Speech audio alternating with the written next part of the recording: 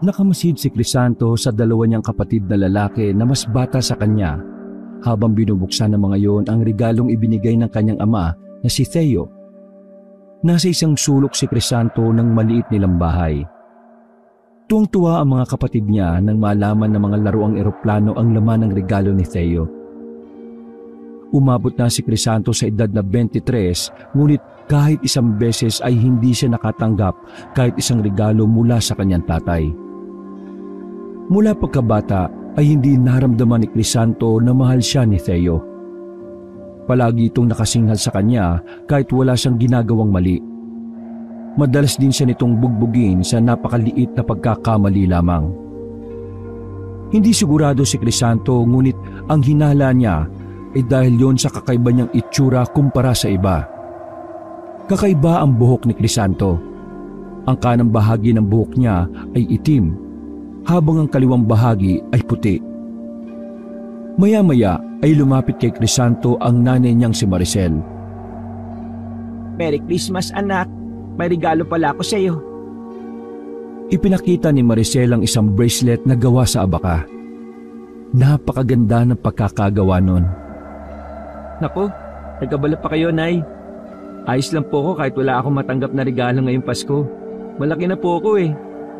Ay, huwag ka mag-alala. Hindi ako gumastos sa pulseras na ito dahil ako mismo ang gumawa nito para sa iyo. Ang tatay mo kasi, hindi ako binigyan ng pera para pambili ng regalo sa iyo nung nagpunta kami sa bayan kahapon. Akin ang braso mo. Ako na magsusuot nito sa iyo. Pigilang luha na inilahad ni Crisanto ang kaliwang braso. Isinuot ng nanay niya roon ang bracelet. Maraming salamat po, Nay. Sobrang nagustuhan ko po yung regalo niyo. Ano bang ginagawa mo dyan, Maricel? Ayusin mo na lamesa natin dahil malapit ng mag-Noche Buena. Ay, sandali lang, anak ha. Sige po, tutulungan ko na po kayo, Nay. Magkasamang inayos ni Crisanto at Maricel ang mga pagkain nila para sa Noche Buena. Manaka-naka, sinusulyapan ni Crisanto ang tatay niya habang nakikipaglaro sa dalawa niyang kapatid. Alam niya na masama ang mainggit, ngunit hindi niya maiwasang maramdaman yon. Nung nasa edad siya ng mga kapatid niya, ay hindi niya naranasan ang makipaglaro sa tatay niya. Ganun pa man, sa kabila ng hindi magandang pagtrato ni Theo sa kanya, ay mahal na mahal pa rin niya ito. Dahil kahit baliktarin niya ang mundo, mananatili itong tatay niya habang buhay. Kinabukasan ng umaga, pinuntahan ni Crisanto ang kaibigan niyang si Alvin. Pormadong-pormado ito at may suot pang shades. Oh, saan ang lakad mo? At bis na bis ka. Pasko ngayon, di ba? Mamamasko tayo, Crisanto. Kaya magbihis ka na para makarami tayo ng bahay na mapupuntahan. Matanda na tayo para mamasko, Alvin. Nagpapatawa ka ba? Eh, sabi ng tatay ko, okay lang naman eh. Saka, tingnan mo sapatos ko, umiilaw. Regalo ni tatay sa akin yan. Astig, di ba? Mas lalong nakaramdam ng inggit si Crisanto. Alam niya kasi kung gaano kamahal si Alvin ang tatay nito. Ikaw na lang ang mamasko. Matanda na ako para sa ganyan. Kung hindi ka sasama sa akin, hindi na rin ako tutuloy. Eh teka, may natira ba kayong pagkain kagabi? Pakain naman oh. May spaghetti tsaka tinapay pa. Sandali, ikukuha kita. Kumuha ng pagkain si Crisanto sa kusina at ibinigay yon kay Alvin. Nag-request pa ito ng soft drinks pero tubig ang ibinigay niya dahil wala sila noon. Habang nilalantakan ni Alvin ang spaghetti ay lumabas si Theo mula sa kwarto nito at ang nanay niya. Talaga nagpakain ka pa, Crisanto ah. Hoy, Alvin! Wala bang handa sa inyo at dito ka pa kumain? Dagdag hugasin pa yung plato na ginagamit mo eh. Grabe naman sa sungit, Mang Theo. Christmas ngayon. Sharing is caring dapat. Sharingin mo yung mukha mo. Patay gutom. Suminya si Crisanto kay Alvin. Sinabi niya rito na huwag na itong sumagot sa tatay niya at baka mas lalo yung magalit. Lumabas ng bahay si Theo kaya sila na lang ni Alvin ang naroon sa sala. Sa January na pala ang balik natin sa pabrika, no? Mahaba pala yung bakasyon natin. Kaya nga eh. Nakuha mo ba yung 13-month pay mo? Oo. Ibinigay ko lahat kay nanay. Bumili siya ng bago naming TV dahil nasira yung luma gawa ni tatay. Umuwing lasing. Biglang sinuntok ng TV.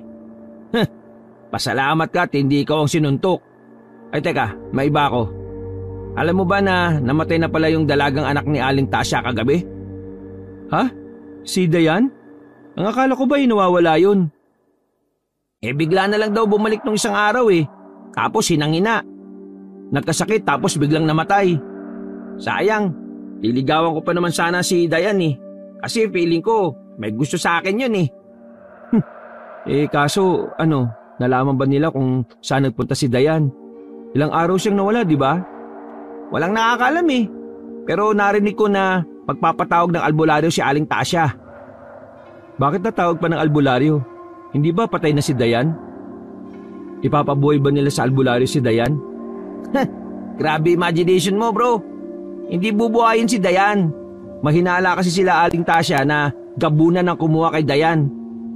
Yung mga halimaw na nangunguha ng mga tao para patayin at kainin. Tapos pinapalitan nila ng katawan ng puno ng saging. Yun ang pinapabalik nila sa pamilya ng taong kinukuha nila. Paano naman babalik ang puno ng saging? Puno nga lang yun. Ipinaliwanag ni Alvin na ang magiging tingin ng mga tao sa puno ng saging ay ang taong kinuha ng mga gabunan. Ngunit ang totoo ay hawak ng gabunan ang totoong tao. Magpapanggap, magkakasakit at mamamatay. Kagaya raw yun ang nangyari kay Dayan. Ayon kay Alvin, nakakatakot ang itsura ng isang gabunan. Kulay itim ang balat at puti ang buhok. Kaya raw nitong umatake kahit umaga. Walang pakpak ang gabunan ngunit kaya ng mga yon na makalipad at kumilos na mabilis. Binilisan ni Alvin ang pagtapos sa pagkain. Inaya siya nito na magpunta sa bahay nila Aling Tasha dahil sa araw na yon pupunta ang albularyo. Nais ni Alvin na makita nila ang pagbabagong anyo ng katawan ni Dayan. Magiging puno raw yon ng saging. Na-curious si Crisanto kung totoo ba ang sinasabi ni Alvin kaya pumayag siyang magpunta sila sa bahay ni Aling Tasha. Matapos kumain ni Alvin ay nagtungo na sila sa bahay ni Aling Tasha. Malayo pa lang ay dinig na ni Crisanto ang pagpalahaw ni Aling Tasha. May mga tao sa labas ng bahay na kagaya nila ay makikiusyoso lamang. Sumilip sina Crisanto at Alvin sa pinto at nakita nila ang isang puno ng saging na nasa sahig. Naroon ang albularyo. Iyak ng iyak si Aling Tasha. Sayang, hindi natin naabutan yung pagbalik ng katawan ni Dayan sa puno ng saging. Ang dami mo kasing kinakain eh. Narinig nila na sinabi ng albularyo na malamang sa oras na yon ay patay na ang totoong Dayan na hawak ng gabunan na kumuha rito. Wala na raw magagawa si Aling Tasha kundi tanggapin na hindi na makakabalik ng buhay si Dayan. Umalis na rin doon si Crisanto at naglakad na sila pauwi sa kani-kanilang bahay. Sa paglalakad nila ay nakasalubong nila ang tatlong lalaki na kasing edad ni Crisanto. Kinabahan si Crisanto sapagkat ang tatlong yon palaging nambubuli sa kanya dahil sa buhok niya. Iiwas sana si Crisanto, ngunit nakita na siya ng tatlo. Lumapit ang mga yon sa kanila ni Alvin at gaya ng palaging ginagawa ng mga yon ay pinagtawanan ng mga yon ang buhok niya. Tinawag siyang kalahating lolo dahil sa kalahati ng buhok niya ay puti ang kulay. Hoy, dumalin na naman kayong tatlo ha. Paskong Pasko eh. Magpahinga naman kayo sa panlalait kay Crisanto. Biglang itinulak ni Alvin ang pinakamalaki sa tatlo. Sorry, nagbibiro lang naman ako eh. Dahan-dahan lang kasi bago ang sapatos ko, baka matapakan nyo. Tinawanan at nilait muli ng tatlo si Crisanto. Hindi niya pinansin ang mga sinasabi ng mga yon at nagpatuloy lang sila ni Alvin sa paglalakad hanggang sa tuluyan na silang makalayong tatlo. Grabe talaga sa'yo yung tatlong yun, no? Mga mukha namang kurimaw. Bakit ba kasi hindi mo suntukin ng tig-tatlo yung tatlong yun eh?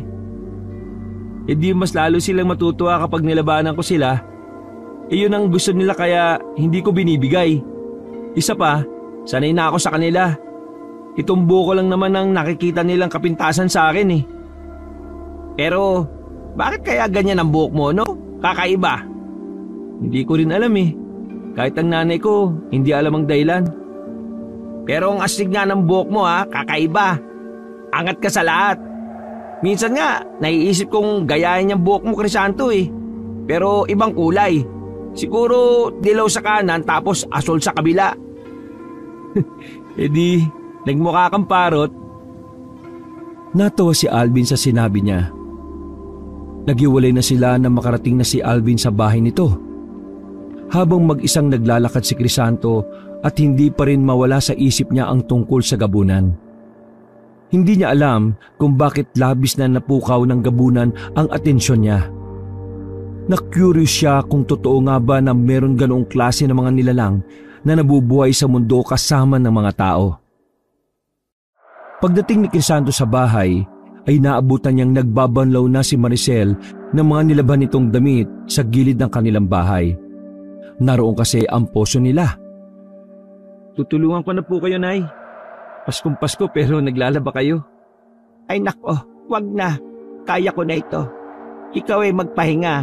Sulitin mo ang mga araw na wala kang trabaho. Ayos lang po, Nay. Nainip kasi ako eh. Saka baka mamaya makita pa ako ni tatay na walang ginagawa. Magagalit yung sa akin panigurado. Pagpasyensyahan mo na yung tatay mo. Umupo na si Crisanto at tinulungan ng kanyang ina sa ginagawa. Sanay na po ako, Nay, kay tatay. Pero, Nay, maiba ako. Meron pala akong itatanong sa inyo. Baka kasi alam niyo ang sagot eh. Ano ba yan? Tungkol saan? Alam niyo po ba yung gabunan? Totoo ba sila? Biglang naubo na parang nasamid si Maricel. Hinaplos-haplos nito ang dibdib. Kukuha sana siya ng tubig para rito ngunit ayon dito ay ayos na ito. Bakit mo naitanong ang tungkol sa mga gabunan? Naikwento lang kasi sa akin ni Alvin yung tungkol sa kanila. Sa kasi Dayan, yung ilang araw na nawawala na anak ni Aling Tasya, bumalik na pala pero biglang nagkasakit at namatay. May albularyo na pumunta sa bahay nila ngayon. Naging katawan ng puno ng saging si Dayan, Nay. Huwag kang nagpapaniwala sa mga ganyang bagay. Sa Diyos ka lang maniwala, Crisanto. Hindi totoo ang gabunan o iba pang nilalang kagaya ng aswang. Ewan ko, Nay, pero para sa akin, totoo sila eh. Iyan lang ba itatanong mo? Kung wala na kunin mo na sa loob yung mga hangin at sipit para makapagsampay na ako. May napansin si Crisanto sa nanay niya noong tinanong niya yon tungkol sa mga gabunan. Tila namutla si Maricel at nabubulol sa pagsasalita. Sa mata nito ay parang meron itong naisabihin pero hindi nito magawang isatinig. Kaya simula ng araw na yon, inisip ni Crisanto na nais niyang makakita ng gabunan. Gusto niyang malaman kung totoo ba ang mga ganong uri ng nilalang. Isang gabi, habang naghahapunan sina Crisanto, ay napansin niya na wala ang kanyang tatay. Bakit wala si tatay, Nay? Nasaan siya? Inaya ng ninong Albert mo na mag-inom. Kaninang tanghali pa nga wala Kung ganun, tirahan na lang natin ng pagkain si tatay. Baka kumain yun pag uwi niya mamaya. Wag na. Sigurado kong busog yun pag uwi. Tutulog na kagad yun mamaya. Kung gusto mo pa ng ulam kumuha ka pa ha. Ubusin mo na yan kaysa sa mapanis. Sinunod ni Crisanto ang sinabi ni Maricel. Paborito niya ang ulam nila na ginataang pritong isda na may halong pechay kaya napasarap ang kain niya. Si Crisanto na rin ang naghugas ng pinagkainan nila matapos nilang kumain. Sa gitna ng pagtulog ni Crisanto ng gabing yon, ay nagising siya sa pagbukas ng pinto ng kanilang bahay. Bumukas ang ilaw at nakita niya si Theo na pasuray-suray na nagpunta sa kusina. Sa sala siya natutulog at hindi siya kasama ng pamilya niya sa nag-iisang kwarto sa bahay na yon. Kapag lasing ang tatay niya, ay hindi niya kinakausap o nilalapitan. Mas mainit ang dugo nito kapag nakakainom yon. Kaya mas minabuti ni Crisanto ang magkunwaring tulog. Narinig ni Crisanto ang pagbubukas ni Theo ng mga kaldero sa kusina. Maricel! Maricel! Bakit wala ng pagkain? Nagugutom ako! Humahangos na lumabas si Maricel sa kwarto. Ay, pasensya ka na. Inubos na namin ang ulam kanina. Ang akala kasi namin hindi ka nakakain pag uwi mo. Inuman ang pinuntahan ko, hindi birthday yan.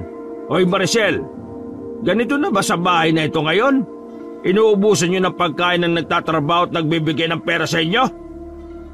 Aray ko, Theo, nasasaktan ako. Nang marinig yun ni Crisanto ay iminulat niya ang kanyang mga mata. Nakita niya na mahigpit na hawak ni Theo si Maricel sa braso. Natakot siya na baka saktan ng tatay niya ang kanyang nanay, kaya agad siyang tumayo at lumapit sa dalawa. Tay, nasasaktan po si nanay. Kung gusto niyo po, maghanap ako ng pagkain sa labas. Huwag kang makialam dito ha. Crisanto, ayos lang ako. Sige na, bumalik ka na sa pagtulog. Ang totoo po niyan, ako pong umubos ng ulam.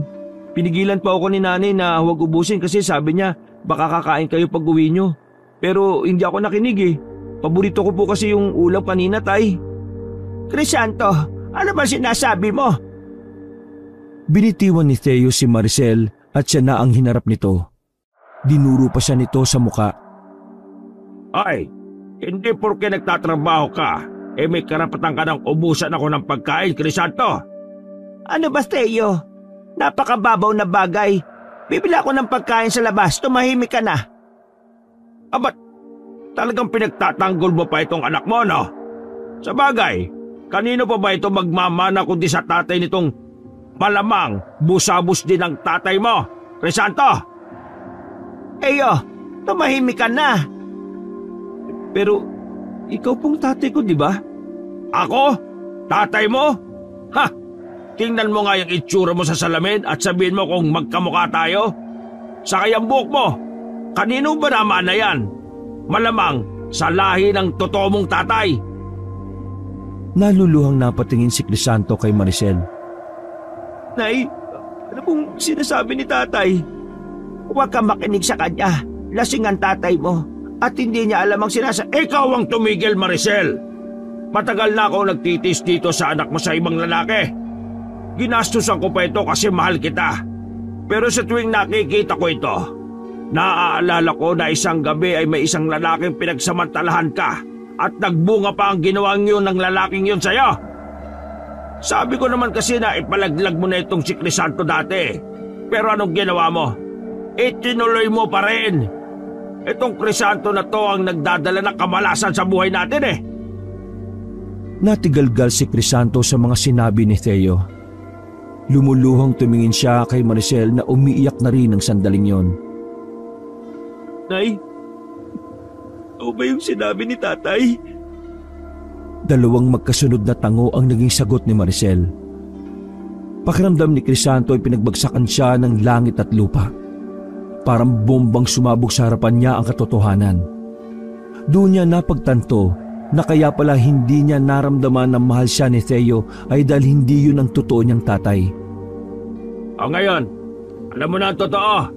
Lumayas ka na rito, Crisanto. Hindi ko na kayang makita pa yung pagmumukha mo. Pero, tay, huwag mo akong matawag-tawag na tatay dahil hindi mo ako ama. Rapist ang tatay mo. Parang awa mo na, Theo. Huwag mong palisin ang anak ko.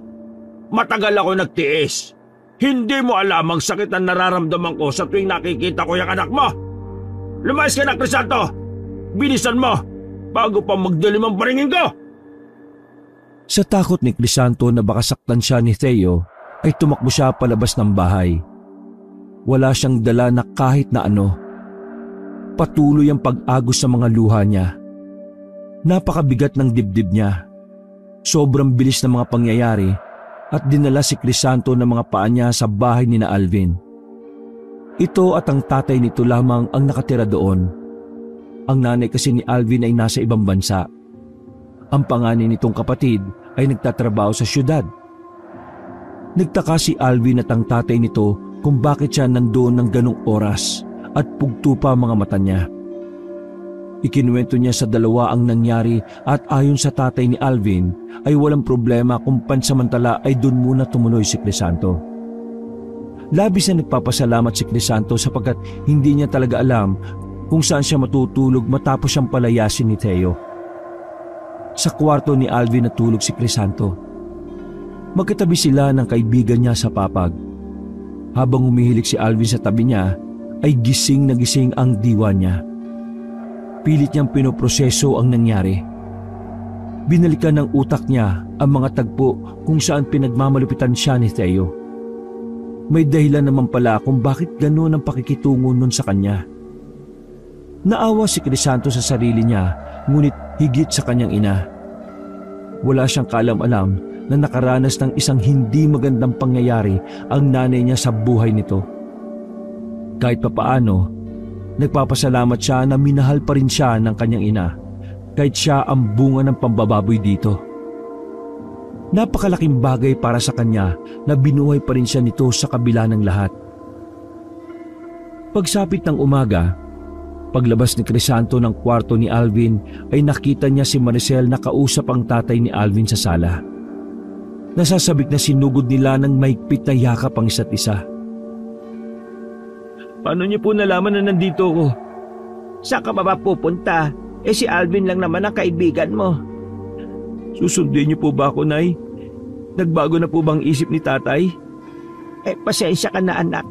Pero ayaw na talaga ng tatay mo na nandun ka sa bahay namin. Kung ganun, hindi na po ako talaga makakabalik sa atin kahit kailan. Ayon kay Maricel, sa panahon na yun ay mukhang hindi pa. Ngunit wag daw siyang mag-alala dahil patuloy na kakausapin ni Maricel si Theo hanggang sa pumayag ito na bumalik si Crisanto. Kinausap na rin ng nanay ni Crisanto ang tatay ni Alvin. Pumayag ito na doon muna si Crisanto. Wala naman daw problema dahil kilala na nito si Crisanto. Nais sana ni Maricel ay magbabayad ito kina Alvin sa paninirahan doon ni Crisanto, ngunit tumanggi ang tatay ni Alvin. Kaya napakalaki ng naging pasasalamat ni Crisanto at Maricel kina Alvin at sa tatay nito. Nang araw na yon, dinala na ni Maricel ang mga gamit ni Crisanto sa bahay ni Alvin. Masakit man na hindi na niya kasama sa bahay ang kanyang ina, ay kailangan niyang magtiis upang makaiwas sa gulo. Kung si Crisanto ang masusunod, mas gusto niya na sa bahay nila manirahan. Kahit para sa nanay na lang niya, pero dahil sa ayaw ni Theo na nandun siya, ay alam niya na hindi tama na magkasama sila sa iisang bubong. Nagdasal na lamang siya na maliwanagan ng isip ni Theo at payagan na siya nitong bumalik sa bahay nila. Nagpatuloy si Crisanto sa buhay niya. Kahit paano ay naiibsa ng lungkot niya dahil inaaliw siya ni Alvin at ng tatay nito. Pakiramdam nga niya ay anak na rin ang turing sa kanya ng tatay ni Alvin. Isang umaga habang nag-aalmusal si Crisanto ay nabanggit na naman ni Alvin ang tungkol sa gabunan. Alam niyo ba, may nawala na naman dito sa atin, si Mang Celso, yung may taniman ng talong sa may dulo. Ha? Paano raw nawala? Nag-aani lang daw ng talong ng tanghaling tapat tapos biglang nawala eh. Ang sabi ng iba, gabunan daw ang kumuha kay Mang Celso. Paano gabunan? Ang sabi mo, tanghali nang mawala. Nakalimutan mo na ba yung sinabi ko sa'yo? Kahit umaga o anong oras ay umaatake ang mga gabunan. Basta may makita silang pagkakataon, kukunin ka nila. Nagbigay ng paalala ang tatay ni Alvin sa kanila. Palagi raw silang mag-iingat na dalawa, lalo na't kung minsan ay gabi na sila umuwi mula sa trabaho. Mas mabangis at malupit daw ang mga gabunan kumpara sa ibang aswang. Mas malakas din daw ang mga gabunan. Wala raw awa ang mga yon. May takot na naramdaman si Crisanto. Kung totoong gabunan ang kumuha kay Mang Celso, ibig sabihin ay pangalawang kaso na yon na may kinuha ang gabunan sa kanilang lugar. Hindi malabo na masundan pa yon ng ilang beses. Muling bumalik sa utak ni Crisanto ang tungkol sa gabunan. Habang break time niya sa trabaho ay nakatulala siya sa kantin. May bala ka bang kainin yung pagkain mo, Crisanto? Kung wala, akin na lang. Kakainin ko to. May iniisip lang ako eh. Ano ba yun? Si Mang Teo ba? Nako, huwag ka munang umasa na pababalikin ka nun sa bahay nyo. Hindi yun ang iniisip ko. Si Mang Celso at yung gabunan. Oh, anong tungkol sa kanila? Iniisip ko lang kung buhay pa ba si Mang Celso. Yan ang hindi ko alam. Pero sigurado ako, kapag bumalik si Mang Celso, hindi yun ang totoong Mang Celso. Katawan na lang yun ng puno ng saging. Kinalibutan si Crisanto sa sinabing yun ni Alvin. Hindi niya lubos maisip kung papaanong nagagawang palitan ng mga gabunan ang isang tao ng puno ng saging. Para sa kanya, isa yung malaking misteryo na gusto niyang tuklasin ang kasagutan. Isang gabi, mag-isang naglalakad si Crisanto pauwi mula sa trabaho. Hindi niya kasama si Alvin dahil pina-extend ng line leader nila ang oras ng pagtatrabaho nito. Kulang kasi sila sa tao. Tahimik ang kapaligiran. Wala ng tao sa labas dahil halos 11:00 na ng gabi. Maya-maya, narinig ni Crisanto ang pagtatahulan ng mga aso sa kung saan. Kinabahan siya at ang unang pumasok sa isip niya ay baka gabunan ng dahilan ng pagkakagulo ng mga aso. Tatakbo na sana siya para mabilis siyang makauwi sa bahay nila Alvin, ngunit natigilan siya nang may narinig siyang sigaw ng lalaki na humihingi ng tulong. Agad na tinungo ni Crisanto ang pinanggalingan ng sigaw at dinala siya sa isang matalahib na lugar. Napasigaw siya sa gulat nang mula sa makapal na talahib ay lumabas ang isang lalaki na nahihirapang maglakad. Laking gulat ni Crisanto nang malaman niyang si Mang Celso ang lalaking yun. Mang Celso, buti nakabalik kayo. Teka, ikaw ba ang tunay na Mang Celso? O isa kang puno ng saging? Puro paghingi ng tulong lamang ang naririnig ni Crisanto kay Mang Celso. Naawa na siya kaya tinulungan niya itong makauwi sa bahay nito. Hindi makapaniwala ang pamilya ni Mang Celso. Nagpasalamat ang mga yon kay Crisanto. Habang naglalakad siya pauwi, ay nag-alala siya dahil nagkaroon siya ng hinala na baka hindi yun ang totoong Mang Celso. Ikinuwento kagad ni Crisanto kay Alvin ang pagkikita nila ni Mang Celso. Nang makauwi ang kaibigan niya mula sa trabaho, umusta si Alvin na ilang araw lang ay papanaw si Mang Celso dahil ang totoong Mang Celso ay hawak na ng gabunan. Hindi nagkamali si Alvin. Makalipas ang ilang araw, kumalat sa lugar nila na bigla na lang nagkasakit si Mang Celso at namatay. Alam mo ba, Crisanto? Ayaw ng pamilya ni Mang Celso na ipatingin sa albularyo ang katawan ni Mang Celso eh. Oh, bakit daw? Hindi ba dapat gawin nila yon para malaman nila kung pinalitan nyo ng gabunan? Tanggap na raw nila na wala na si Mang Celso. Kapag daw kasi nalaman nila na puno ng saging ang pinaglalamayan nila, mahirapan sila makamove on.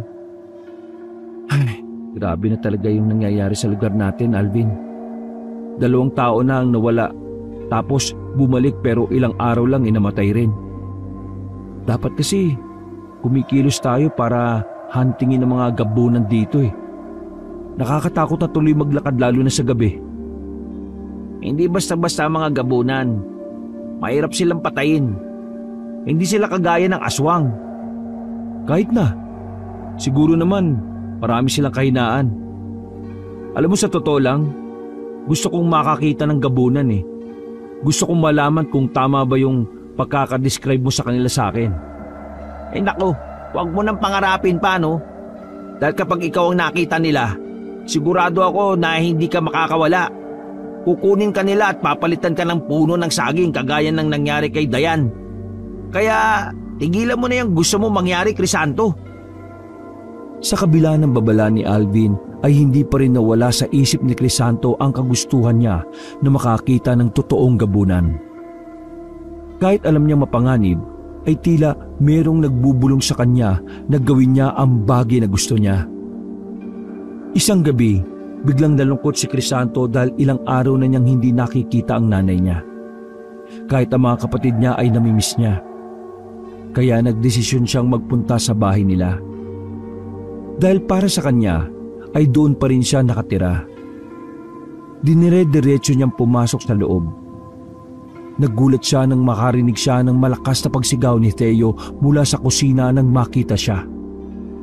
Hoy, anong ginagawa mo dito? Hindi ba pinalayas na kita? Huwag po kayong mag-alala. Binisita ko lang naman po si nanay at ang mga kapatid ko. Hindi po ako babalik dito, Tay. Sinabi nang huwag mo akong tatawagin na tatay eh. Dumating si Maricel na may dalang isang bayong. Sa tingin ni Crisanto ay galing ito sa palengke. Sabik na niyakap ni Crisanto ang kanyang ina. Tay, miss na miss ko na po kayo. Gusto ko na po umuwi dito sa atin eh. Kahit ako, gusto ko na dito ka na ulit anak. Pero ang tatay mo kasi, ayaw pa niya na bumalik ka. Maricel, palisin mo na yung anak mo ha. Kung ayaw mo na ako magpalis dyan. Sige na, Crisanto, umalis ka na. Pasensya ka na kung hindi kita nadadalaw kina Alvin. Hindi kasi ako pinapayagan ng tatay mo eh. Nay, umalis na lang tayo dito. Sumama na kayo sa akin, lalayo tayo. Talagang ayaw niyong makinig sa akin ha? Sa pagkakataon na yun ay lumapit na si Theo sa kanila. Pinaghiwalay nito sina Crisanto at Maricel. Malakas na sinuntok ni Theo si Crisanto sa muka. Ipinagtulakan pa niya ito hanggang sa matumba siya sa labas ng bahay. Malakas na isinarado ni Theo ang pinto. Hindi napigilan ni Crisanto ang makaramdam ng awa sa kanyang sarili. Maraan siyang tumayo habang umiiyak. Naglakad na siya papunta sa bahay ni na Alvin. Sa paglalakad ni Crisanto, nakasalubong niya ang 3 lalaki na palaging nambubuli sa kanya. Tatalikod sana siya pero tinawag siya ng mga yon. Nagkunwari si Crisanto na hindi narinig ang mga yon at itinuloy niya ang pagtalikod at paglalakad.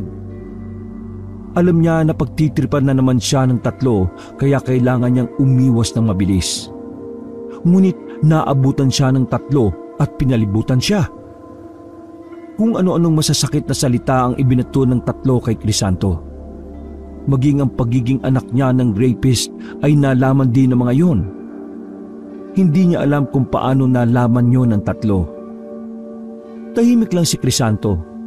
Inisip niya na kung hindi niya papansinin ang mga yon ay mapapagod ang mga ito at lulubayan na siya. Pero laking gulat niya nang bigla siyang itinulak ng pinakamalaki sa 3. Hindi pa yun nakontento at sinuntok pa siya sa muka. Tinawanan si Crisanto ng 3 at naglakad na ang mga yon palayo. May naramdaman na labis na galit si Crisanto. Hindi niya alam pero pakiramdam niya ay naging isa siyang mabangis na hayop. Hinabol niya ang 3 at pinuntiryan niya ang sumuntok sa kanya. Mataas na tumalon si Crisanto. Bumagsak siya sa likod ng lalaking nasa gitna. Sumigaw siya ng malakas at sinakmal ang balikat ng lalaki. Naramdaman niya ang pagbaon ng mga ngipin niya sa balat ng lalaki. Sa takot ng 2 nitong kasama ay tumakbo ang mga yung palayo. Habang umiiyak sa paghingi ng tulong ang lalaki ay biglang natauhan si Crisanto. Pinakawalan niya ang lalaki. Hindi ko sinasadya. Pasensya na. Nataranta si Crisanto nang sabihin ng lalaki na magsusumbong ito kay kapitan. Tumakbo siya habang hindi alam kung saan tutungo. Hindi niya namalayan na narating na niya ang dulong bahagi ng kanilang lugar. Huminto siya at sumagap ng hangin. Habol ni Crisanto ang paghinga. Napagtanto niya na nasa magubat na bahagi na siya ng lugar nila. Doon madalas manguha ng panggatong na kahoy ang mga tao. Tahimik ang gubat. Kahit papaano ay nakikita niya ang kapaligiran dahil sa bilog at maliwanag na buwan. Bakit ba ako tumatakbo? Hindi ako dapat matakot kahit na magsumbong sila kay kapitan. Sila ang dapat na matakot dahil sila ang unang nanakit. Biglang may narinig si Crisanto na mga yabag mula sa kanyang likuran. Nang lumingon siya, ay nakita niya si Alvin na papalapit sa kanya. Alvin, anong ginagawa mo rito? Nakita kasi kitang tumakbo matapos mong kagatin yung nambubuli sa iyo eh. Bakit ka ba dito tumakbo? Grabe, nakakapagod. Ang bilis mo palang tumakbo. Natakot kasi ako eh. Sabi niya, magsusumbong siya kay Kapitan. Huli na nang malaman ko na sila ang dapat matakot kasi sila ang naunang manakit sa akin eh. O tara na, umuwi na tayo. Nakakapagod. Bago pa sila humakbang ay may narinig silang kaluskos mula sa kung saan. Biglang lumabas ang isang babaeng gabunan sa harapan nila. Merong yung matalim na mga mata at pangil. Kitang-kita ang kagutuman sa mukha nun. Ang balat nun ay maitim at ang kanyang mga mata ay kumikislap sa dilim. Kung paano yun inilarawan ni Alvin kay Crisanto ay ganoon din ang itsura nun sa personal. Gabunan! Napanganga si Crisanto. Hindi siya makapaniwala na sa wakas ay nakakita na siya ng gabunan. Tara na, Crisanto! Tumakbo na tayo! Napatras si Crisanto at Alvin. Sa isang iglap, mabilis na sinugaban ng babaeng gabunan si Crisanto. Maigpit ang pagkakahawak nito sa kanya. At naramdaman ni Crisanto ang malamig na kamay nito sa kanyang braso. Dinilaan ng gabunan ng pisngi ni Crisanto. Nandidiri siyang napapikit nang maramdaman niya ang malakit na laway ng halimaw sa kanyang balat. Alvin, tumakbo ka na! Tumakas ka na! Pero hindi kita pwedeng iwan. Humingi ka ng tulong! Bilisan mo! Nag-aalangan si Alvin. Ngunit sa huli, tumakbo na rin siya palayo.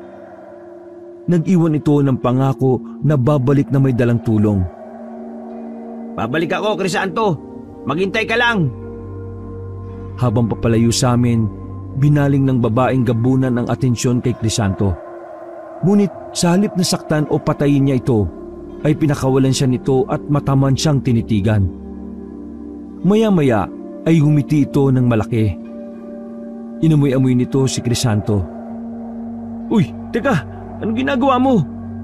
Kung papatay mo ako, patay mo na lang ako. Bilisan mo! Mahinang tumawa ang babaeng gabunan at bumulong ito na isa raw kauri si Crisanto. Anong sinabi mo? Sinabi ng babaeng gabunan na hindi siya nito maaaring patayin dahil magkauri silang dalawa. Hindi raw ito pumapatay ng kauri nito. Ngunit ayon dito ay nagtataka ito dahil may naamoy itong tao kay Crisanto. Dahil isa akong tao, hindi ako isang gabunan.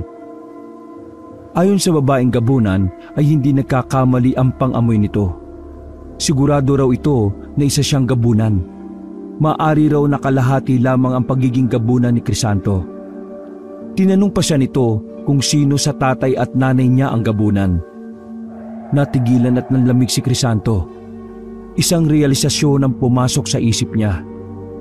Nagkaroon siya ng isang hinala na tanging ang nanay lamang niya ang makakasagot. Sa isang kisap mata ay nawala sa paningin ni Crisanto ang babaeng gabunan. Bumalik ka rito! May mga itatanong pa ako sa iyo! Paulit-ulit na sumisigaw si Crisanto ngunit hindi na bumalik pa ang babaeng gabunan. Nakatulala si Crisanto habang naglalakad. Sinalubong siya ni Alvin kasama si Kapitan at dalawang tanod. Ikaw ba talaga si Crisanto? Baka ikaw yung ipinalit ng gabunan ha? Baka isa kang puno ng saging. Ako to. Nakatakas ako dun sa gabunan. Totoo ba yan? Sige nga. Kung ikaw talaga si Crisanto, magsabi ka ng isang sikreto natin. Nung grade 1 tayo, tumae ka sa classroom natin. Grade 6, nagkaroon ka ng kuliti dahil sinisilipan mo yung anak ng principal natin. 15 anyos ka na nung nagpatuli ka kasi takot ka sa... Mabilis na tinakpan ni Alvin ang bibig ni Crisanto gamit ang isa nitong kamay. Tama na, tama na! Napasobra ka naman ng pagsasabi ng sikreto natin. Kapitan, siya po talaga si Crisanto, walang duda. Inihatid din na Kapitan sina Crisanto hanggang sa bahay ni na Alvin upang masiguro ang kanilang kaligtasan. Nagpasalamat si Crisanto at Alvin kina Kapitan. Sinalubong sila ng nag-aalalang tatay ni Alvin at tinanong nito kung ano ang nangyari. Ay umatake pong babaeng gabunan sa amin sa gubat. Tapos nahuli ng gabunan si Crisanto. Bubugbugin ko sana yung gabunan. Pero itong si Crisanto, pinatakbo ko para humingi ng tulong. Buti na lang nakatakas si Crisanto. Teka, paano ka pala nakatakas sa gabunan, Crisanto? Nanlaban ako sa kanya. Nang makawala ko, saka ako tumakbo. Ganun ba? Pero kung hindi mo ako pinatakas, lalaban din ako Sus! Sige na, matutulog na ako.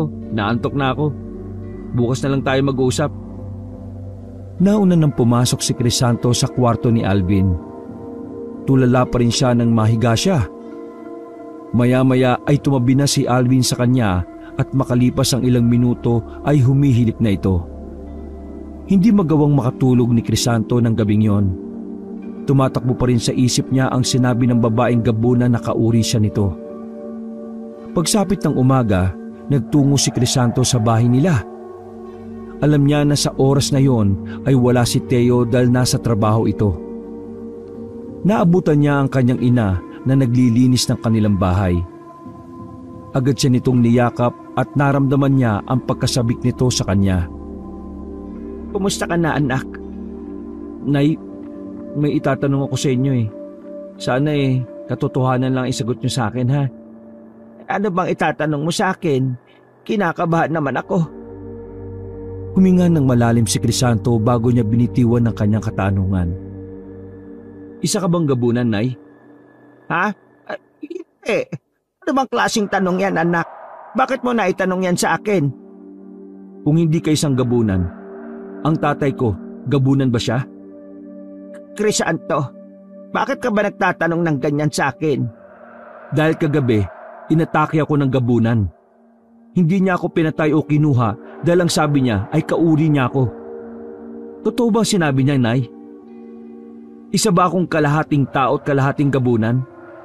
Kaya ba ganito ang buhok ko dahil yung puting parte ng aking buhok ay nakuha ko sa isang gabunan? Napansin ni Crisanto ang pamumutla ng mukha ni Maricel. Doon niya na siguro na meron itong itinatago sa kanya. Nay, magsabi ka naman ng totoo sa akin Karapatan kong malaman kung sino o ano ba talaga ako. Isang gabunan ng tatay mo. Si Crisanto naman ang natigilan sa pagkakataon na yon. Nagsimula nang magkwento si Maricel. Ayon dito, matapos nitong ikasal kay Teo ay nangyari ang pangahalay ng isang gabunan dito. Nangunguha si Maricel noon ng kahoy na panggatong sa gubat. Isang lalaking gabunan ang biglang nagpakita rito. Sinubukan ni Maricel na tumakas ngunit masyadong mabilis ang lalaking gabunan. Nahalina ang lalaking gabunan kay Maricel at doon na nangyari ang pangahalay. Hinayaan na makatakas ng gabunan si Maricel. Alam ni Theo na nahalay si Maricel ngunit hindi nito ipinaalam na isang gabunan ang gumawa nun. Dahil sa takot nito, nahiwalayan siya ni Theo. Hindi inaasahan ni Maricel na magbubunga ang pangahalay ng gabunan. Doon na nito ipinanganak si Crisanto. Igam sa luha si Crisanto nang matapos ang kwento ni Maricel. Hindi niya akalain na isang gabunan ng kanyang ama. Doon niya napagtanto na kaya kakaiba ang buhok niya sa iba ay dahil namana niya ang puting buhok sa tatay niya na isang gabunan. Ang tatay ko, nasaan po siya? Hindi ko alam. Gusto ko siyang makilala. Hindi mabubuo ang pagkatao ko kung hindi ko siya makikilala. Hindi mo na siya dapat makilala pa, Crisanto. Nasa tamang edad na ako, Nay. May karapatan na ako magdesisyon para sa sarili ko. Gusto ko siyang makilala. Hahanapin ko siya. Ngunit mapanganib kung gagawin mo yan. Hindi natin alam kung ano ang pwede niyang gawin sa iyo. Anak niya ako. Hindi niya ako sasaktan. Matagal na ako naghahanap ng pagmamahal ng isang tunay na ama. Baka sa kanya ko yun matagpuan. Nakiusap si Maricel kay Crisanto na wag na niyang hanapin ang tatay niyang gabunan. Pero sa sandaling yon ay desidido na siyang makilala ang totoo niyang ama. Umalis si Crisanto sa bahay nila na may buong desisyon na hanapin ang kanyang tatay na isang gabunan. Hindi niya sinabi ang tungkol sa bagay na iyon kay Alvin dahil sa takot niya na magbago ang pagtingin nito sa kanya. Baka matakot ito sa kanya. Nang nasa bahay na siya ni na Alvin, ay humarap siya sa isang salamin at tiningnan ang sarili doon. Hinawakan niya ang maputing parte ng kanyang buhok. Wala siyang ibang nasa isip na mga sandaling yon kundi ang makita ang kanyang totoong tatay. Ngunit pakiramdam niya ay mahihirapan siyang gawin yon. Crisanto, nakita mo ba si tatay? Oh, bakit namumugto mga mata mo? Alvin, alam kong matalik tayo magkaibigan. Oo naman. Alam mo nga lahat ng sikreto ko eh. Mapagkakatiwalaan din ba kita ng isang sikreto?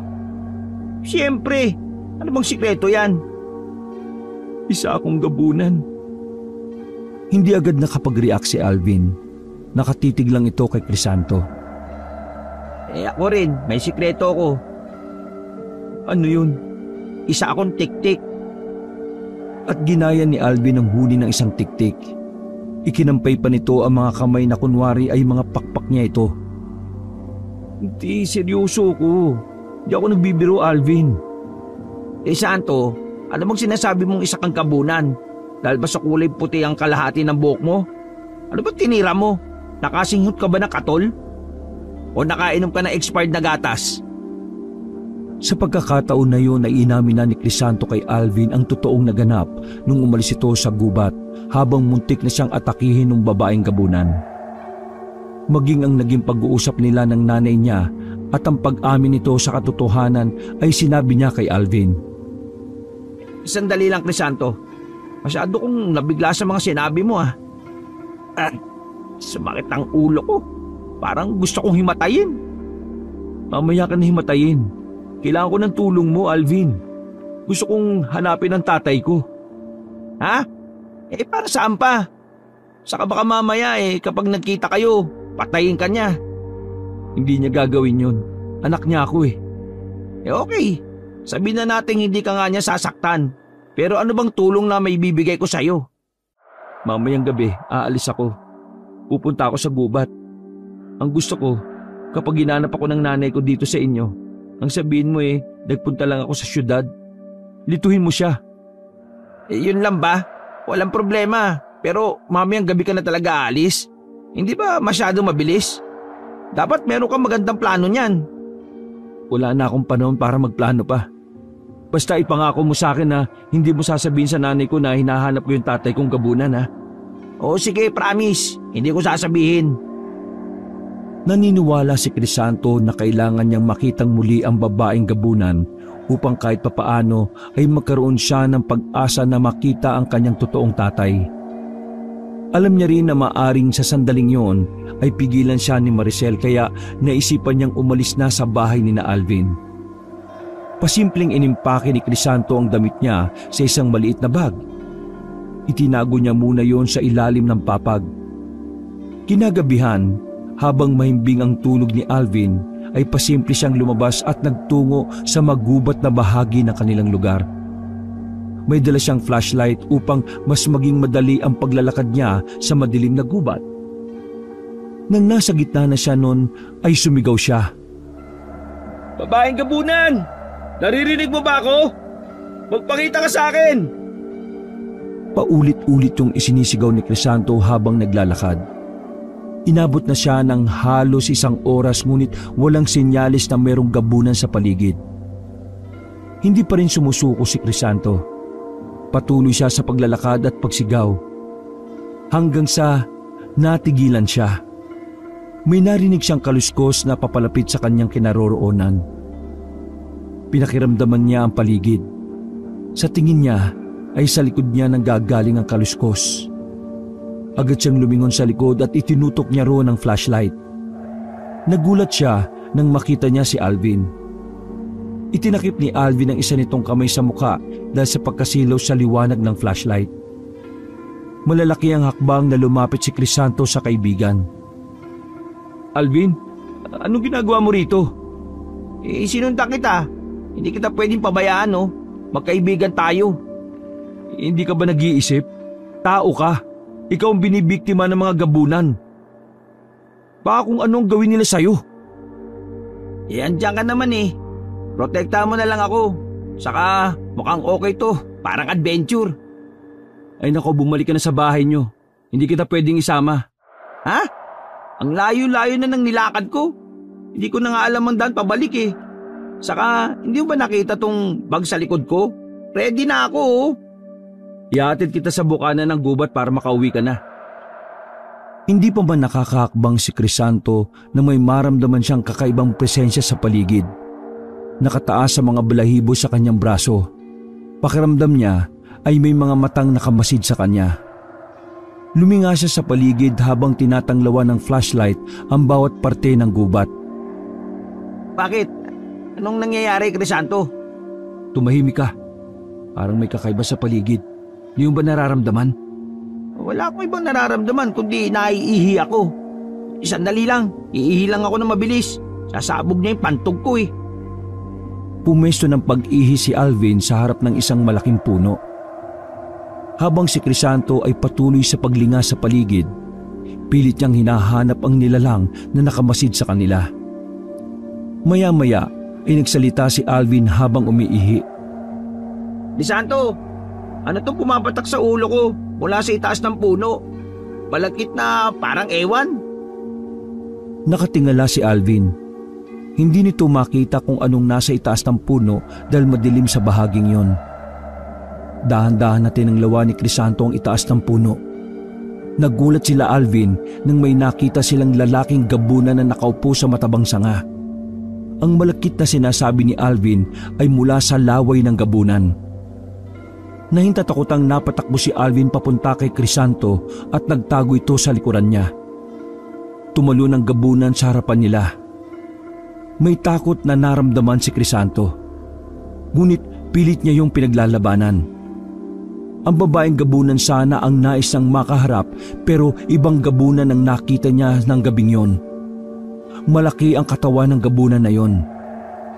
Habang nakatingin siya sa gabunan, ay may kakaibang naramdaman si Crisanto. Hindi niya yon maipaliwanag kung takot, kaba o saya. Huwag mo kami sasaktan. Kauri mo ako. Alam ko, naamoy ko ang dugo ng isang gabunan sa iyo. Ngunit nasa likod mo, alam kong isa siyang purong tao. Ibigay mo siya sa akin. Itinuro ng gabunan si Alvin na nanginginig na sa takot. Sabi ko na nga ba eh, dapat natulog na lang ako sa bahay eh. Hindi mo siya pwedeng kunin. Kaibigan ko siya. Nandito ako dahil hinahanap ko yung tatay ko na isang gabunan. Crisanto? Paano mo nalaman ang pangalan ko? Stalker mo siguro yan, Crisanto. Ako si Adlaw. Ako ang hinahanap mo, Crisanto. Ako ang tunay mong ama. Mula nang ipagbuntis ka ng iyong ina na si Maricel, lihim na kitang pinagmamasdan sa malayo. Nakita ko ang iyong paglaki. Mula sa pagiging sanggol hanggang sa maging isa kang ganap na binata. Sabi ko sa iyo eh, stalker mo eh. Tumahimik ka nga muna, Alvin. Nangilid ang mga luha ni Crisanto. Doon niya napagtanto na kaya meron siyang kakaibang nararamdaman sa gabunan na si Adlaw ay dahil yun ang kanyang ama. Sa kabila ng kahindik-hindik na anyo ni Adlaw ay hindi nagdalawang isip si Crisanto na yakapin ito. Naramdaman niya ang init ng katawan ni Adlaw. Masaya ako na sinabi na sa iyo ni Maricel ang totoo. Ang buong akala ko habang buhay na lang kitang tatanawin sa malayo, Crisanto. Sobrang saya ko, Tay. Nakita na rin kita sa wakas. Patawarin mo ako kung hindi agad ako nagpakita sa iyo. Hindi mo alam kung gaano ko pinigilan ang sarili ko na gumawa ng masama sa tuwing nasasaksihan ko ang pagpapahirap sa iyo ng kinilala mong ama. Ayos lang, Tay. Dahil sa mga naranasan ko naging matatag ako. Ang importante, nandito ka na. Kumala si Crisanto sa pagkakayakap kay Adlaw upang formal na ipakilala si Alvin. Nang tingnan niya si Alvin ay walang patid ang pag-agos ng luha at uhog nito. Grabe naman kayong dalawa. Hinaig niyo pa ang teleserye, drama sa TV. Tay, siya pala si Alvin, kaibigan ko. Sa kanila ako nakatira ngayon, kasama ang tatay niya. Mabait sila sa akin kaya sana huwag niyo silang sasaktan. Hindi makapaniwala si Crisanto na kasama na niya ang totoo niyang tatay. Nagkaroon sila ng pagkakataon na mag-usap. Nalaman ni Crisanto kay Adlaw na nagkaroon ito ng pagtingin kay Maricel. Pagtingin na nauwi sa pagnanasa kaya hinalay nito ang kanyang ina. Alam ni Crisanto na mali ang ginawa ni Adlaw. Kahit hindi ito tao at hindi sakop ng batas ng tao ay mali pa rin yun. Ngunit wala na siyang magagawa upang baguhin ang nangyari sa nakaraan. Ang magagawa na lamang niya ay harapin ang kasalukuyan. Ngayong alam ko na kung bakit kalahati ng buhok ko ay puti. Sa'yo ko pala yun nakuha. Lahat ba ng kalahating gabunan ganito ang buhok, Tay? Ang totoo hindi ko alam anak. Kahit ako nagtataka kung bakit naging ganyan ang buhok mo Marahil, kung yayakapin mo ng buo ang pagiging gabunan mo, ay magiging purong puti na ang iyong buhok. May paraan po ba para maging purong gabunan ako? Uy, Crisanto, anong sinasabi mo dyan? Gusto mo talaga maging gabunan? Hindi ba? Ang sabi ko manahimik ka muna. Ay, oo nga pala. Pasensya na. Sorry. Doon muna ako sa malayo. Manguhuli muna ako ng kuliglig. Kung gagawin mo ang mga natural nating ginagawa, marahil ay tuluyan kang maging gabunan. Kung ganun, kailangan kong kumuha ng tao at palitan sila ng puno ng saging. Kailangan kong pumatay ng mga tao. Ganun na nga anak. Nakakilabot man pakinggan ngunit yun ang ginagawa ng kagaya natin. Hindi ko alam kung kaya ko, Tay. Siguro pag-iisipan ko muna. Pero pwede ba akong sumama sa iyo? Gustuhin ko man pero sa tingin ko hindi magandang sumama ka sa akin, Crisanto. Hindi ko alam kung anong klaseng pagtanggap ang maibibigay sa iyo ng mga gabunan. Nais kitang protektahan sa kanila.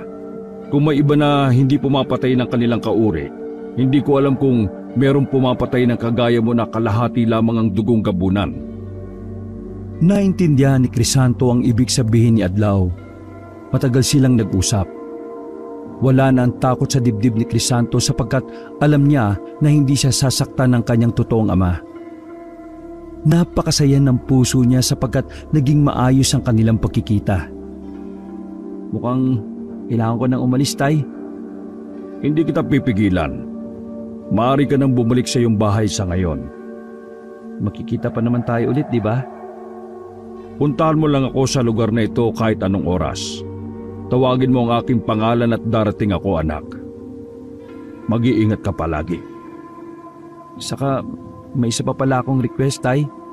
Pwede bang huwag na kayong kumuha ng mga tao sa lugar namin? Gaya ng sinabi ko, hindi namin pwedeng pigilan ang natural naming ginagawa. Kailangan din naming mabuhay at isa sa pagkain namin ay ang mga tao. Ang tanging may kakayahan na iutos ang bagay na sinabi mo ay ang pinakamalakas na gabunan. Ang tanging magagawa mo na lang ay protektahan ang mga taong malapit sa iyo, Crisanto. Naunawaan ni Crisanto ang naging sagot ni Adlaw.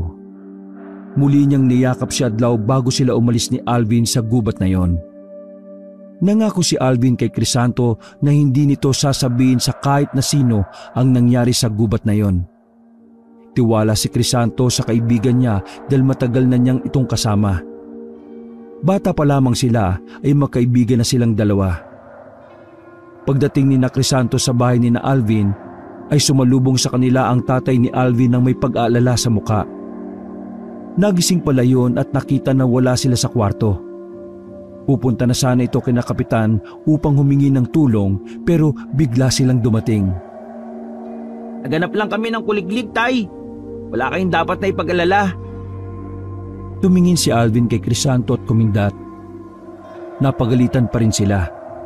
Ang tandaan na raw nila pero naghahanap pa rin daw sila ng kuliglig. Hindi na raw bagay sa edad nila ang mga pambatang gawain. Sa susunod daw, kung aalis sila ay dapat na silang magpaalam. Pumasok na sina Crisanto at Alvin sa kwarto. Habang nakahiga sila ay napag-usapan nila ang mga nangyari. Alam mo, hanggang ngayon, hindi pa rin ako makapaniwala na may dugo kang gabunan. Kaya pala kalahati ng buhok mo puti kasi gabunan ng tatay mo. Kahit nga ako Pero tanggap ko ng ganito ko. Wala na ako magagawa Pero gusto mo pa talaga maging purong gabunan? Sa ngayon, hindi ko pa alam. Tinitimbang ko pa yung bagay-bagay. Nagdadalawang isip pa rin ako. Basta, kapag naging gabunan ka, huwag mo kaming kunin at papatay ng tatay ko ha. Alvin, hindi ko sigurado kung makikilala ko pa kayo kapag naging gabunan na talaga ako. Hindi, biro lang. Siyempre, hindi ko kayo sasaktan Saka si nanay at ang mga kapatid ko. Si Mang Teo? Natigilan si Crisanto sa tanong na yon ni Alvin. Bigla niyang naisip na kung magiging gabunan siya ay maaari na siyang gumanti sa mga pang-aapi ni Teo. Tutal, hindi naman niya yung kadugo at hindi niya naramdaman na mahal siya noon ay magiging madali sa dibdib niya ang pagpatay kay Teo. Sinabihan na lang ni Crisanto si Alvin na matulog na sila dahil may pasok pa sila. Madaling araw na at kakaunting oras na lamang ang kanilang maitutulog. Pero ang totoo ay iniwasan na lang ni Crisanto ang huling tanong ng kaibigan niya. Hindi niya sigurado kung ano ang maaari niyang gawin kay Crisanto sa sandaling maging ganap na siyang gabunan. Naging madalas ang pagkikita ni na Crisanto at Adlaw. Sa gabi yung ginagawa ni Crisanto dahil tulog na ang mga tao sa ganoong oras. Marami siyang bagay na nalaman tungkol sa mga gabunan dahil kay Adlaw. Nalaman niya na sadyang malupit sa mga tao ang mga gabunan. Inamin ni Adlaw na maging ito ay hindi na mabilang ang taong pinatay. Ngunit sa kabila ng mga nakakahindik na nalaman ni Crisanto, hindi nun nabawasan ang pagmamahal niya sa tatay niyang gabunan. Sa tagal ng panahon ay noon lamang nakaramdam si Crisanto ng pagmamahal ng isang ama. Isang gabi, matapos na makipagkita kay Adlaw, ay naglakad na si Crisanto palabas ng gubat. Malapit na siya sa bukana ng gubat ng isang babae ang nakita niyang nakatayo sa kanyang unahan. Kahit malayo ang babae ay alam niyang ang nanay niya yon. Nagsalubong ang mag-ina at nakita ni Crisanto ang galit sa mukha ni Maricel. Anong ginagawa mo dito, Crisanto? Naghahanap po ng panggatong. Naghahanap ng panggatong? O nakikipagkita ka sa tatay mong demonyo? Alam mo na pala ang sagot na Bakit nagtatanong ka pa? Yan ba ang natutunan mo kay Adlaw? Ang sagutin ako ng pabalang? Nakalimutan mo na ba ang ginawa niya sa akin? Hinalay niya ako, Crisanto. Hindi ko po nakakalimutan yon, Nay. Naiintindihan ko kung bakit ka galit sa kanya. Pero sana, maintindihan mo na sabik ako sa pagmamahal ng isang tatay. Kung minahal lang sana ako ni Theo, hindi ko nahahanapin ang tatay ko. Hindi ka talaga nakikinig sa akin, ano? Ngayon nahanap mo na si Adlaw. Ano na ang susunod mong gagawin? Magiging gabunan ka na rin kagaya niya? Nag-iisipan ko pa po ang bagay na yon, Inay. Naiyak si Maricel sa sagot ni Crisanto. Lumod ito sa harapan niya. Mabilis na itinayo ni Crisanto ang kanyang ina. Anak, ikiusap ako sa iyo. Huwag mong gawin ito sa sarili mo. Hindi maganda ang pamumuhay na meron ng mga gabunan. Papatay ka ng mga inosenteng tao. Kung yun po ang nakatadhana sa akin, wala na akong magagawa. Hayaan niyo na lang ako sa gusto ko, Nay. Mula sa likod nila ay dumating si Adlaw. Naglakad ito palapit sa kanila. Malakas na sumigaw sa takot si Maricel kaya mahigpit itong niyakap ni Crisanto. Hindi ko na alam ang huling beses na nakita kita ng ganito kalapit, Maricel. Napakaganda mo pa rin. Ay nako, tigilan mo si Crisanto. Huwag mong lasunin ang utak ng anak ko. Anak ko rin siya, Maricel. Isa pa, hindi ko nilalaso ng utak ni Crisanto. May sariling isip ang anak natin. Hindi ko siya pinupwersa sa bagay na ayaw niya at hindi siya komportable. Kung mahal mo ang anak natin, hindi mo siya hahayaan na maging kagaya mo. Kagaya ko? Ano ba kami sa tingin mo, Maricel? Mga demonyo kayo! Ngunit demonyo rin ang iba sa mga tao. Kaya hindik-hindik man ang aming itsura sa paningin nyo, hindi mo may tatanggi na maraming tao ang mas demonyo pa sa amin. Pinabalaan kita, Adlaw. Ito na ang huling pakikipagkita mo kay Crisanto. Hindi ako papayag na gawin mong gabunan ng anak ko. Crisanto! Tara na! Umuwi na tayo! Inayaan na lang ni Crisanto na hilahin siya ni Maricel palabas ng gubat. Nang makalis na sila roon, ay muling nakiusap ang nanay niya. Hati pa rin ang desisyon ni Crisanto kaya hindi niya masagot si Maricel sa tanong nito kung gusto niya ba talaga na maging isang ganap na gabunan. Isang gabi, masayang nagkukwentuhan sina Crisanto at Alvin. Ang tatay ni Alvin ay nanunood ng telebisyon. Maya-maya dumating si Maricel at tumiling ito na makausap si Crisanto nang silang dalawa lang. Inaya muna ni Alvin ang tatay nito na lumabas upang mabigyan ng pagkakataon na makapag-usap sina Crisanto at Maricel. Kung nandito ka po para pigilan ako makipagkita sa tatay ko, nagsasayang ka lang ng oras, Nay. Hindi yan ang dahilan kung bakit ako nandito, Crisanto, anak. Kailangan ko ang tulong mo. Si Theo, nawawala. Nung isang gabi pa siya hindi umuwi. Natatakot ako, anak. Bakit sa akin po kayo lumalapit? Kinakapitan kayo pumunta. Dahil may kutob ako na gabunan ng kumuha sa kanya. Baka pwede mong kausapin si Adlaw. Baka meron siyang kinalaman o ang iba niyang kauri. Porke nawawala, gabunan kagad ang sisisihin nyo. Pero sige, sabihin na natin gabunan nga ang dahilan kung bakit siya nawawala. Bakit ko siya tutulungan, Nay? Simula pa lang, hindi na maganda ang pakikitungo niya sa akin. Palagi niya ako minamaltrato. Alam ko naman yon, Crisanto. Alam kong hindi naging mabuti si Theo sa'yo. Pero kailangan natin siyang tulungan. Siya pa rin ang asawa ko. Ama pa rin siya ng mga kapatid mo. Sa ibang tao ka na lang humingi ng tulong, Nay. Pakiusap, anak. Ikaw lang ang makakatulong sa akin. Parang awa mo na. Alisin mo muna ang galit sa puso mo. Hindi ko kayang wala si Theo sa buhay namin ng mga kapatid mo. May luhang naglanda sa magkabilang pisngi ni Maricel. Napabuntong hininga si Crisanto. Nakita niya ang pag-aalala at takot sa mga mata ng kanyang ina. Bagamat galit siya kay Theo, alam niyang kailangan niyang tulungan ng kanyang ina sa pagkakataon na yon. Sige po, susubukan kong kausapin si tatay. Gagawin ko ito para sa'yo at hindi para kay Theo. Pero hindi ko may papangako na maililigtas ko si Theo kung sakaling gabunan nga ang kumuha sa kanya. Maraming salamat, anak. Maraming salamat. Tanging si Alvin lamang ang pinagsabihan ni Crisanto sa naging pag-uusap nila ng kanyang ina. Gusto niyang malaman kung ano ang opinyon ng kaibigan niya tungkol sa bagay na yon. Nako, pabayaan mo na yung Theo na yon. Ang sama kasi ng ugali nun lalo na sa'yo. Sa totoo lang, kung ako masusunod, hindi ko natutulungan si Theo Kaya lang, naawa ako sa nanay ko. Alam kong mahal na mahal niya si Theo. Yun naman pala di tulungan mo na lang siya. Ang ikinatatakot ko, kung gabunan nga ang kumuha kay Theo. Baka wala akong magagawa para iligtas siya. Kilala mo mga gabunan, kapag may kinuha silang tao, wala nang nakakauwi ng buhay. Tama ka dyan. Ang kailangan ni Aling Maricel himala. Alam ni Crisanto na sa oras na yon ay kailangan siya ng kanyang ina. Kaya umuwi muna siya sa bahay nila upang bigyan ito ng suporta. Isang gabi, nagulat silang lahat nang biglang umuwi si Theo. Tulala ito at wala sa sarili. Hindi nakakausap at mukhang nanghihina. Tumawag agad si Maricel ng albularyo. Unang tingin pa lang ng albularyo kay Theo ay nasabi nito na hindi yon ang totoong Theo. Hawak daw ng gabunan ng totoong asawa ni Maricel. Sa sandaling mamatay daw ang Theo na kasama nila, ibig sabihin ay patay na rin ang totoong Theo.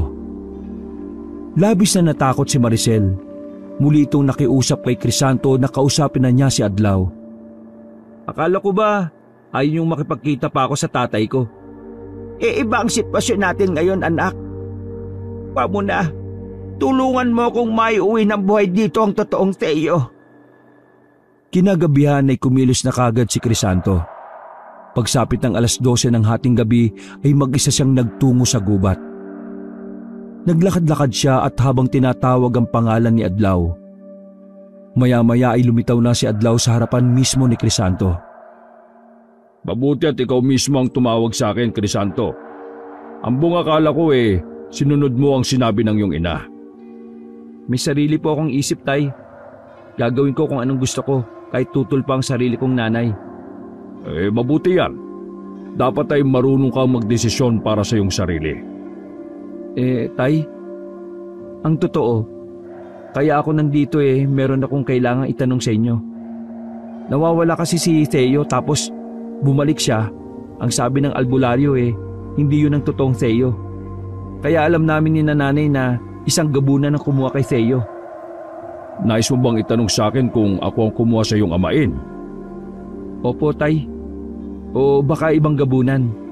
Baka pwede mo akong tulungan. Hindi ko ito ginagawa para kay Theo pero kundi para sa nanay ko. Hindi agad nagsalita si Adlaw. Nakatitig ito sa mga mata ni Crisanto. Bago ko sagutin ang tanong mo, sumama ka muna sa akin, anak. Meron akong regalo para sa iyo. Regalo? Anong klaseng regalo? Sumama ka sa akin. Sigurado ako na magugustuhan mo yon. Walang pagdadalawang isip na sumama si Crisanto kay Adlaw. Ilang oras silang naglakad hanggang sa huminto sila sa harapan ng isang kuweba. Tinanong ni Crisanto si Adlaw kung nasaan na ang regalo nito. Inutusan siya ni Adlaw na mauna nang pumasok sa kuweba at makikita nito ang tinutukoy nitong regalo.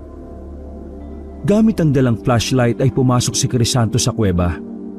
Matapos ang 2 minutong paglalakad ay nagimbal siya nang makita niya si Theo na patayong nakatali sa isang malaking bato. Nangihina ito at sugatan. Sumunod na si Adlaw sa kanya. Tumingin si Theo kay Crisanto habang may pagmamakaawa sa muka. Siya ang regalo mo sa akin, Tay. Kinuha ko siya para sa iyo, anak. Alam kong matagal mo nang nais magiganti sa pagmamalupit niya. Ito ang pagkakataon mo. Patay mo siya, Crisanto. Maawa ka sa akin, Crisanto. Huwag mo akong patayin. Hindi makapagsalita si Crisanto. Sa sandaling yon ay nagtatalo ang awa at galit niya. Kung nais mong maging ganap na gabunan, kailangan mong pumatay ng isang tao. At maganda na si Theo ang una mong maging biktima. Yun ang paraan upang matanggap ka ng ibang gabunan. Yun din ang pagkakataon mong makaganti sa lahat ng ginawa niyang kasamaan sa iyo. Nanaig ang galit ni Crisanto nang maalala niya ang lahat ng pagmamulupit ni Theo sa kanya noon. Tinitigan niya si Theo. Kinuha ni Adlaw ang kamay ni Crisanto at inabot nito ang isang kakaibang patalim. Patay mo na siya kung nais mong maging ganap na gabunan, anak. Ito na ang pagkakataon ko, Theo. Lahat ng sakit, lahat ng hirap na dinanas ko sa iyo, magbabayad ka na. Crisanto, awa ka. Patawarin mo ako. Gusto ko pang mabuhay. Pinagsisisihan ko lahat ng nagawa ko sa iyo. Habang humiigpit ang pagkakahawak ni Crisanto sa patalim, ay bigla niyang nakita ang imahe ng kanyang ina na umiiyak at nagmamakaawa sa kanya. Naisip niya na kapag pinatay niya si Theo, ay magiging ganap siyang gabunan at kailangan niyang iwanan ang buhay niya bilang isang tao. Kasama na roon ang pagtalikod niya sa mga taong simula pagkabata ay kasama na niya. Napaluha si Crisanto habang nakatitig kay Theo. Ang galit sa mukha niya ay unti-unting naglaho. Huwag mo nang patagalin, Crisanto. Patunayan mo sa akin na kaya mong gawin ang ginagawa ng isang gabunan. Hindi ko kaya, Tay. Hindi ko siya kayang patayin. Hindi ko kayang maging tulad ninyo.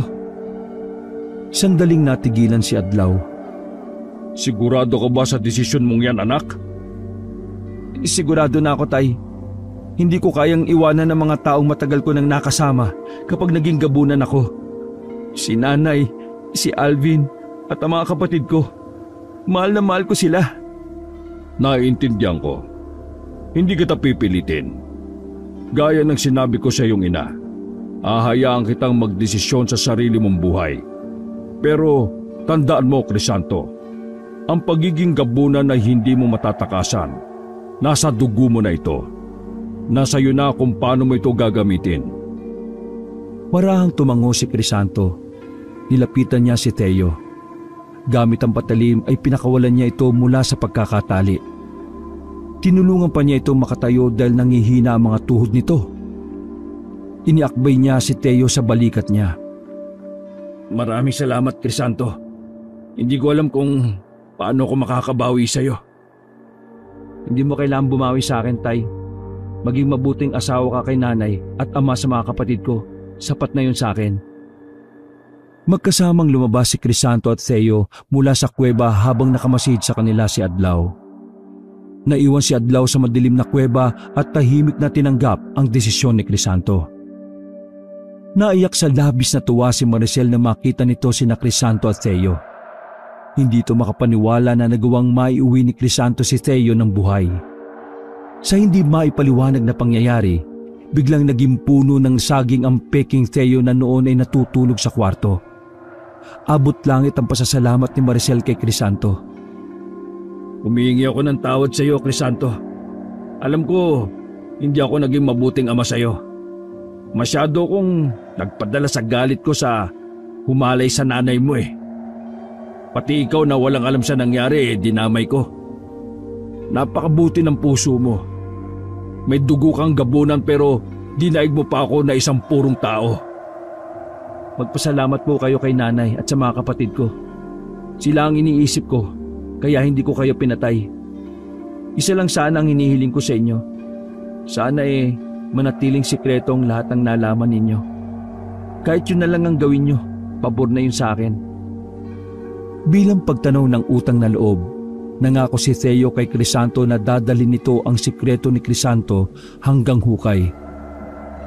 Makalipas ang ilang buwan, umalis si Crisanto sa lugar nila upang magtrabaho sa syudad. Doon ay mas pinalad siya sa kanyang trabaho.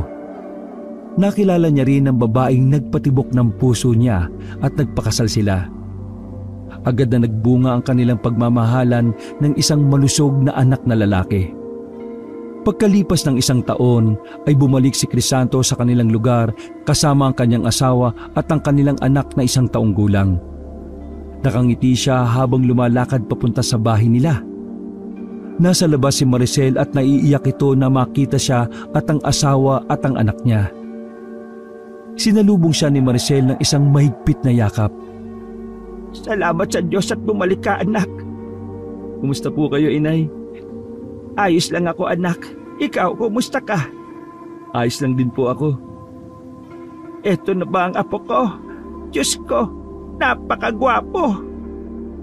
Kinarga ni Maricel ang anak ni Crisanto na si Christian. Napansin niya na hinalugkog ng nanay niya ang buhok ng kanyang anak. Huwag ka mag-alala, Nay. Wala siyang puting buhok kagaya ko. Si Tatay Teo nga pala. Wala siyang puting buhok kagaya ko. Ay teka, si Tatay Teo nga pala. Ayun, nasa trabaho pa. Mamaya pang dating niya. Sigurado ako na matutuwa rin yun na nandito ka. Habang nag-uusap sila sa labas ay dumating si Alvin at nakita nito si Crisanto. Nasasabik na tumakbo si Alvin kay Crisanto. Sabik siya nitong niyakap. Hindi pamalaw ah. Maraming ginagawa sa trabaho eh. Oh, kumusta na ang lahat dito sa atin? Ayos naman. Parang dati pa rin. Pero mas masaya kapag nandito ka.